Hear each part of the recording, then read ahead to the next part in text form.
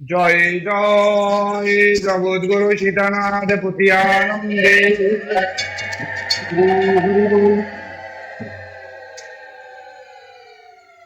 ওম হরি ওম তৎসৎ। ওম হরি ওম তৎসৎ। ওম হরি ওম তৎসৎ। ওম পুনন্তু মা দেব জনা পুনন্তু মনসা ধিয়ো পুনন্তু বিশ্বা ভূতানি জাত বেদ পুনহিমা। ওম পবিত্রেণ পুনহিমা শুক্রেণ দেব দেয়াৎ অগ্নে কটুয়া কটুরেণ। ওম অজ্ঞানতিমিরান্ধাস্য জ্ঞানাঞ্জনা শলাকয়া চক্ষুষোন্মিলিতামেন তস্मै শ্রী গুরবে নমঃ। ওম গুরু ব্রহ্মা গুরু বিষ্ণু গুরুর্দেব মহেশ্বর গুরুরেব পরম ব্রহ্ম তস্मै শ্রী গুরবে নমঃ। ওম ইদং পিতৃভ্যো নমঃ আদিও ইয়ে পূর্বাবাচ অপরাচয় ইয়ে পার্থিবে রজস্যা নিষত্তায় বা সুপ্রীগণা শুভেক্ষু। ওম নমো ব্রহ্মণ্যে নমো ব্রহ্মাণভ্যো নমো আচার্যভ্যো নমো ঋষিভ্যো নমো দেবভ্যো নমো বায়বে চ মৃতুবে চ নমো বিষ্ণুবে চ নমো বহিঃশ্রবণম। ওম ত্র্যম্বকম যজামহে সুগন্ধিম পুষ্টিবর্ধনাৎ উর্বামরুকমিব বন্ধনাৎ মৃতির্মোক্ষিষেমহমৃতাৎ। ওম সহনো ভবতু সহনো ভুনক্তু সহনো বীর্যকরবাবহৈ তেজস্বিনাধীতমস্তু মা বিদ্বিষাম্বহৈ। ওম নমো ভগবতে বাসুদেবায়। সর্বস্থানে বিরহিত রাধারানী সহিত পরমাত্মা রূপী পরমেশ্বর ভগবান শ্রীহরির অঙ্গাতুল চরণে জানাই সহস্র কোটি প্রণাম। উপস্থিত আজকের এই মহতী অনুষ্ঠানে ব্রাহ্মণ দেবতা এবং আমার সাথে আমার পূজনীয় দুইজন ব্যক্তি এসেছেন, শ্রদ্ধ কাকু শ্রী হরেন্দ্রনাথ রায় এবং শ্রদ্ধ দাদু ভূপেন্দ্রনাথ অধিকারী, এবং তার সঙ্গে আপনারা আমার সম্মুখে উপস্থিত আছেন ইষ্টপ্রাণ ভক্তবৃন্দ ও আধ্য শক্তি মহামায়ার অংশ মাতৃমণ্ডলীগণ। আপনাদের সকলের এই শ্রীচরণে জানাই সহস্র সহস্র কোটি প্রণাম। আমরা অত্যন্ত পবিত্র দিনে পবিত্র তিথিতে ঈশ্বরীয় কথা ভাগবতীয় কথা শ্রবণের মানুষে সকলেই সমবেত হয়েছি। আজ আমরা প্রায় বৈশাখ মাস ব্রতের শেষ প্রান্তে দাঁড়িয়ে আছি।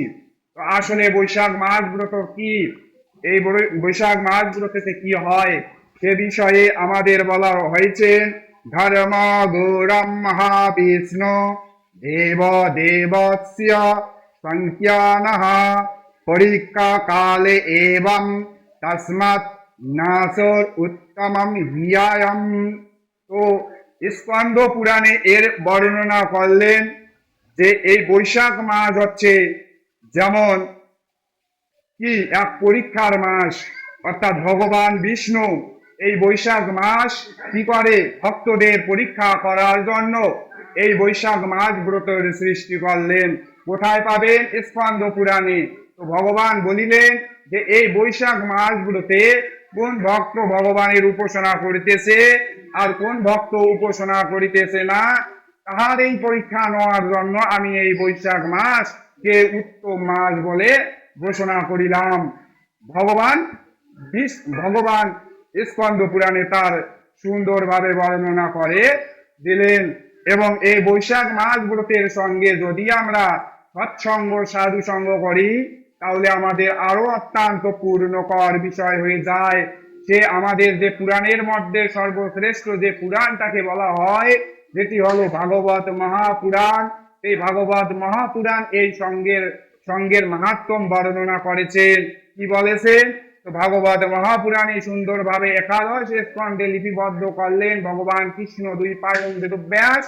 তিনি বললেন যে অত্রতীয়ান্তি কক্ষেম পিত্তালম ভবাতু নাগः সংসারে হস্মিন সোনার্দোহপি সাধুসঙ্গ সবধীর্ণাম। তো এই কলিযুগে মনুষ্যগণ যদি বেশি কিছু দান যজ্ঞ করতে না পারে, যদি তার অল্প সময় ধরেও যদি এই সৎসঙ্গ এবং সাধু সঙ্গ করে, তার অত্যন্ত কি হয়, পূর্ণ লাভ হয়ে যায়। ভাগবতে ভাগবতে আবারও ভগবান বেদব্যাস লিখে দিলেন যে ব্রতানি যজ্ঞে সতীর্থানি নিয়মা ইয়মা যথাম উদ্রাম সৎসঙ্গ সবধীর নাম। যে অনেক ব্রত রয়েছে, তুমি অনেক ব্রত পালন করলে, নিয়ম কারণ অনেক কিছু পালন করলেন, এই এত কিছু করে যে পূর্ণ হয়। তো এই ভাগবতে আবার লিপিবদ্ধ করলেন এই এত কিছুর ফল এই সৎসঙ্গ এবং সাধু সঙ্গের মাধ্যমেও লাভ করা যায়।